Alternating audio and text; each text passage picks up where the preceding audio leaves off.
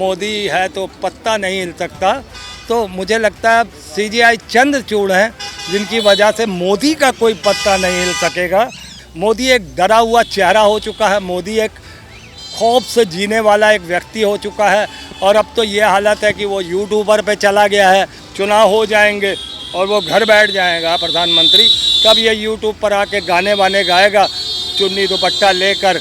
इन्हीं लोगों ने ले ली नारे सत्ता मोरी, हमरी न मानो नीतीशवा से पूछो। जब गठबंधन की सरकार 2024 में बनाएंगे तभी हम अपने दूल्हे के चेहरे से सहरा हटाएंगे और बताएंगे पूरे देश को कि हमारे देश का अगला प्रधानमंत्री कौन होगा। भ्रष्टाचारी हैं, इन लोगों ने भ्रष्टाचार किया है जिसका ईडी ने पर्दाफाश किया है।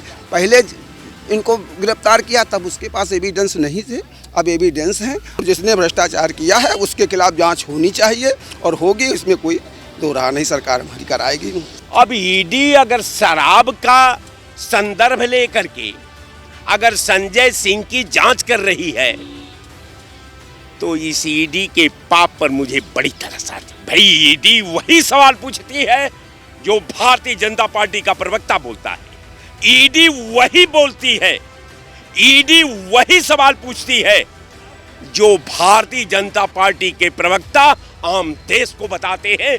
वही ईडी का सवाल है जो बदले की भावना से सरकार कार्रवाई करने लगती है। मैं मानता हूं कि आप दहशत में हैं। आम आदमी पार्टी के नेता लगातार जांच एजेंसियों की रडार पर हैं। पहले मनी लॉन्ड्रिंग के मामले में सत्येंद्र जैन की गिरफ्तारी हुई, उसके बाद शराब घोटाले में मनीष सिसोदिया जी की गिरफ्तारी हुई है और अब संजय सिंह जी की गिरफ्तारी हुई है। आम आदमी पार्टी के राज्यसभा नेता संजय सिंह गिरफ्तार हो चुके हैं, उनके घर पर ईडी की जांच पड़ी हुई थी और इस पर उनकी पत्नी का कहना है कि ये सब कुछ जो कुछ भी हो रहा है इसमें राजनीतिक पार्टियों की रणनीति है। तो इस वक्त मैं मौजूद हूँ राजधानी लखनऊ में और यहाँ पर मेरे साथ काफ़ी संख्या में लोग हैं। आज हम उनसे इसी मामले में बातचीत करेंगे। हाल ही में संजय सिंह के घर पर ईडी की जाँच पड़ी हुई, इस पर आप क्या कहना चाहेंगे? देखिए, एक बात हमको समझ में नहीं आ रही।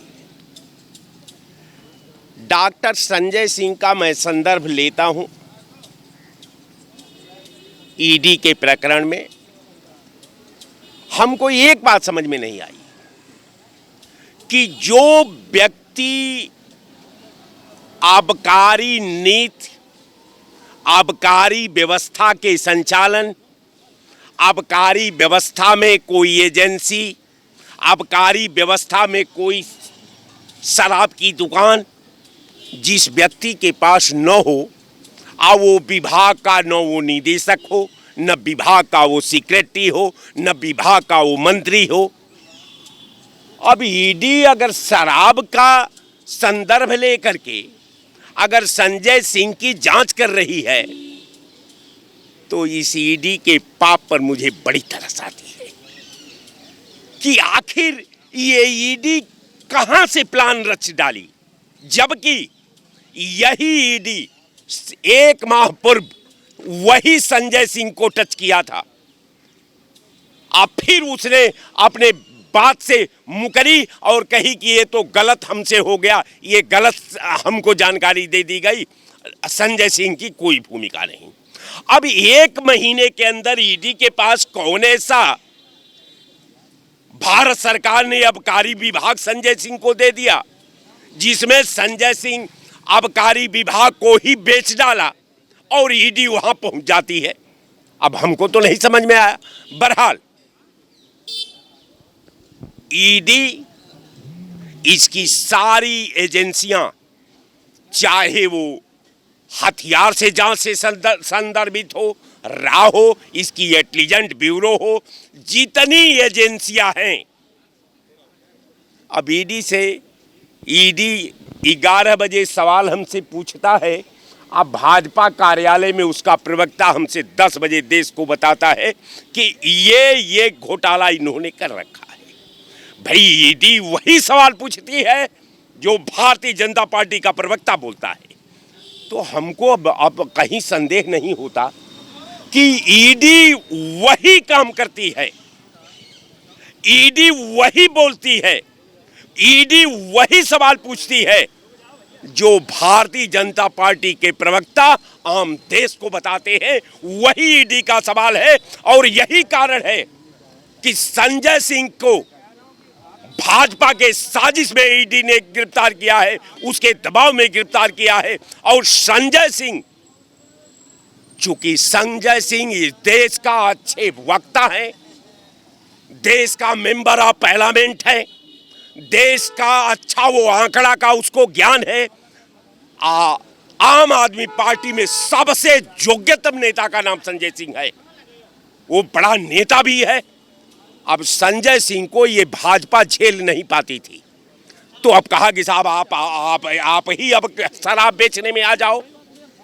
तो संजय सिंह के खिलाफ जो कार्रवाई ईडी ने किया है, जो उसके मान सम्मान से खेला है, ये स्वस्थ भारत के लिए, ये इस वर्तमान संविधान के लिए, हिंदुस्तान का जनमानस के लिए, भारतीय परंपरा के लिए ये अशुभ का संकेत है।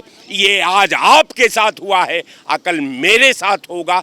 तो मैं चाहता हूं कि ऐसी परंपरा सरकार न डाले कि कल इसको फेस करने में इसको भारी पड़ जाए, कल भी इसका ही तलवार इसका गला काट डाले।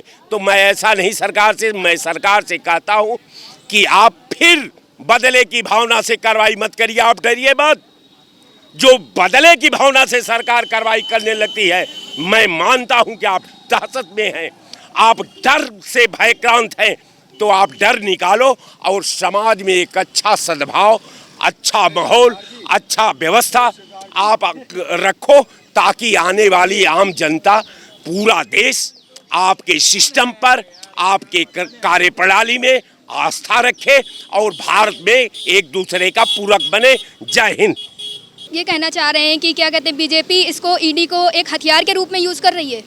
हम नहीं कहते, ये पूरा देश कह रहा है, केवल अंधभक्तों को छोड़ करके। ये अंधभक्त भूल गए हैं, ये मान लिए हैं कि अब हम अजय हैं, हम मरने वाले नहीं हैं, हम हटने वाले नहीं हैं। लेकिन स्मरण याद रखें, यहाँ दुर्योधन की भी सत्ता का अंत हुआ है, इसी धारा में रावण का सत्ता का अंत हुआ है, इसी धारा में कंस का भी अंत हुआ है, इसी धारा में बड़े बड़े लोगों की सत्ता गई है। तो आपका भी सत्ता जाएगी। सर, विपक्षी कह रहे हैं कि वो भी भाजपा के खिलाफ रहे हैं, पहले उनके घर पर तो ईडी की रेड नहीं पड़ी है, फिर अचानक से कैसे कोई नेता का नाम बताइए जो भाजपा का विरोध किया हो और ईडी या सीबीआई छापा ना मार दिया हो। एक नेता का देश में नाम बताइए। सर, ओपी राजभर है ना? ये कौन नेता है? ओम प्रकाश राजभर को कौन नेता मानता है? अगर हिंदुस्तान में ओम प्रकाश राजभर नेता की संज्ञा दी जा सकती है, तो वो ओसामा बिन लादेन भी नेता है। वही काम ओसामा बिन लादेन करता है जो ये हिंदुस्तान में करता है। ये जाति उन्माद को बढ़ावा देता है, अब वो इस्लाम को बढ़ावा देता है, वो आतंकवाद को बढ़ावा देता है। दोनों में अंतर क्या? दोनों का काम एक ही है।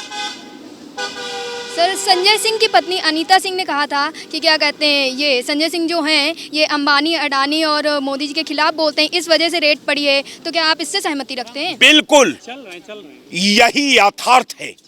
अगर यथार्थ नहीं होता तो जो कारण आपने दिखाया है, संजय सिंह, मैं फिर आपसे कह रहा हूं कि संजय सिंह कोई व्यापारिक शराब की फैक्ट्री नहीं चलाते, संजय सिंह कोई दुकान नहीं चलाते, संजय सिंह आबकारी के मंत्री नहीं है, संजय सिंह वहां का आयुक्त नहीं है, संजय सिंह सेक्रेटरी नहीं है। तो संजय सिंह से आप शराब का पूछताछ क्यों?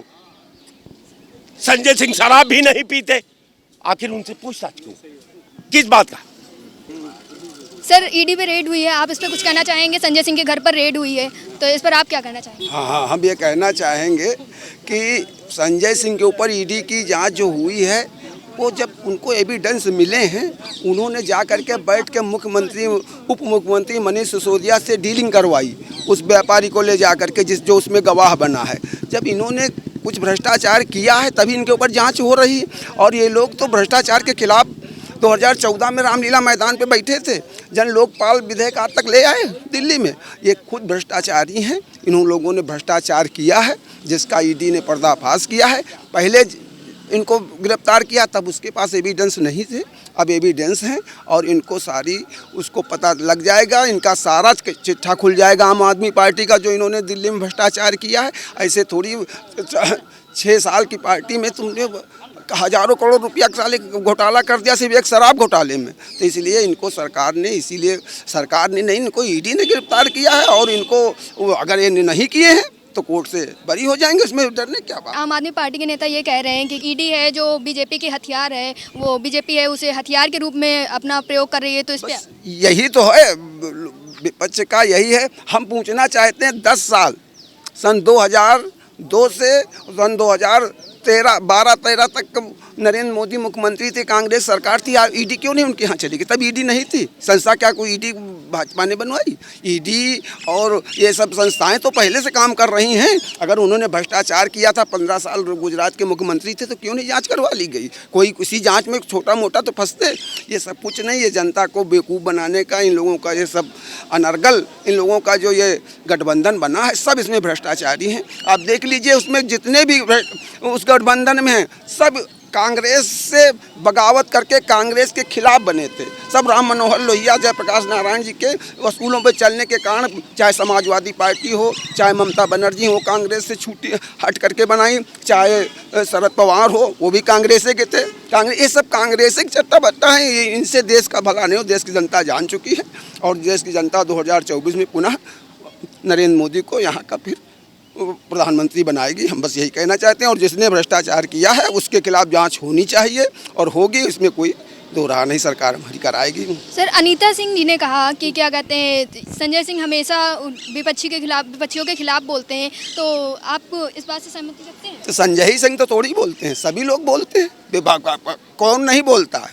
मोदी जी के खिलाफ तो यहाँ तक का कह दिया, क्या क्या संज्ञाएँ नहीं दी गई, तो क्या सबके यहाँ तो ईडी नहीं चली गई?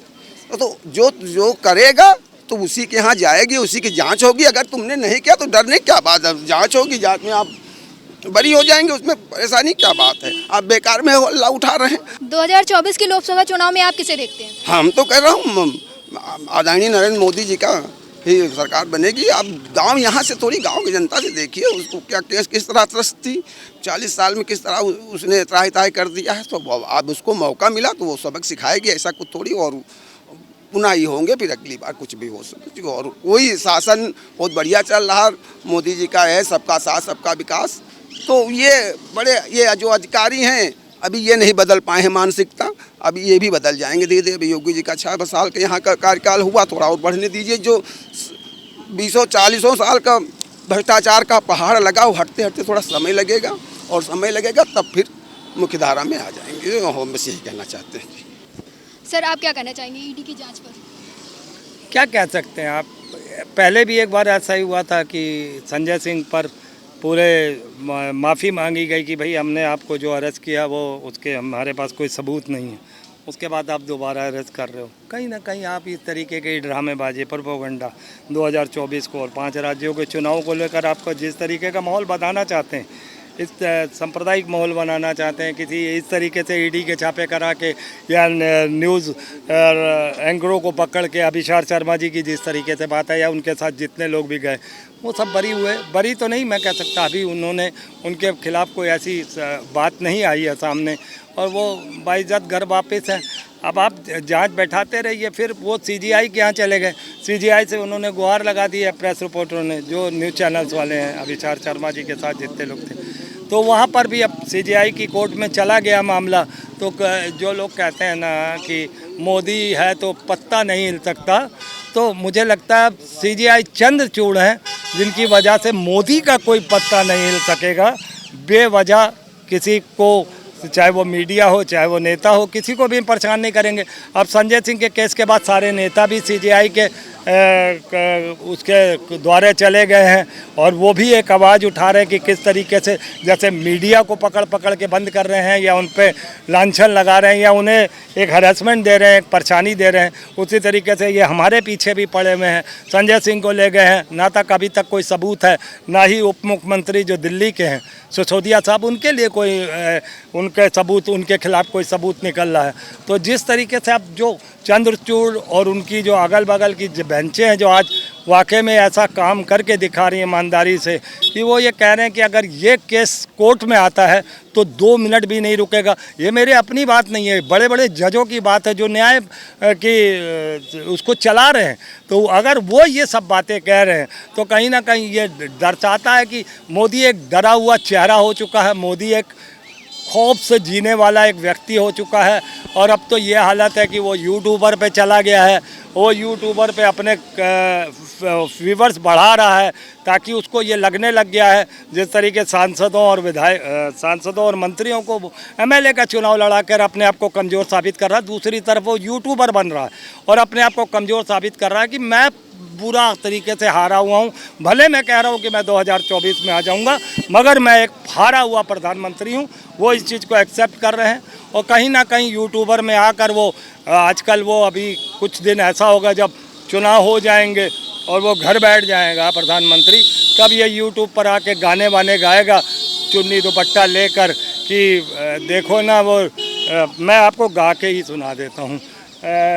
इन्हीं लोगों ने ले ली नारे सत्ता मोरी, इन्हीं लोगों ने ले ली नारे सत्ता मोरी, हमरी न मानो नीतीशवा से पूछो, हमरी न मानो, नीतीशवा बिहार के मुख्यमंत्री, हमरी न मानो नीतीशवा से पूछो, ममता संग खेल कैसा खेला है देखो भैया, हमरी न मानो सुरजीतवा से पूछो, पंजाब के मुख्यमंत्री, हमरी न मानो सुरजीतवा से पूछो, पीठ में छुरा कैसे है ये गोपा मेरे, इन्हीं लोगों ने ले ली नारे सत्ता मोरी।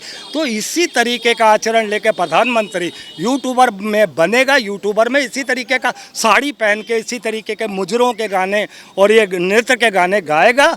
उसके पास अब कोई विकल्प नहीं बचा है क्योंकि वो देश को लूट रहा था, अब वो यूट्यूबर के जरिए से कमाएगा। सत्ता तो उसके हाथ से 2024 में जा रही है और गठबंधन में जब नेतृत्व आएगा किसी बड़े के हाथ में तो मुझे लगता है कि तब हम डिसाइड करेंगे कि हमारा दूल्हा कौन होगा। अक्सर ये बीजेपी वाले कभी राजनाथ को चेहरा बना देते हैं, कभी मोदी को चेहरा बना देते हैं, कभी किसी और को बाबा को चेहरा बना देते हैं। तो इनसे पूछिए ना, जब इनको अपने चेहरे का पता नहीं है, गठबंधन के चेहरे को ढूंढते हैं। 1977 में भी हमारी सरकार जनता दल की सरकार बनी थी, तब भी हमारा कोई चेहरा नहीं था और तब मोरारजी देसाई आए थे। उसी तरीके से हम जब गठबंधन की सरकार 2024 में बनाएंगे तभी हम अपने दूल्हे के चेहरे से सेहरा हटाएंगे और बताएंगे पूरे देश को कि हमारे देश का अगला प्रधानमंत्री कौन होगा। तो देखा आपने, ईडी की रेड को लोग बता रहे हैं कि एक राजनीतिक रणनीति है। 2024 के इलेक्शन का भी इन्होंने कह दिया है कि 2024 के इलेक्शन में मोदी जी नहीं होंगे। उनको इस बात का डर है कि 2024 का लोकसभा चुनाव मोदी जी हार सकते हैं, इस वजह से उन्होंने ईडी की रेड डलवाई है। रमन विवेक के साथ मैं मधुलिका, आप देख रहे हैं अटल टीवी।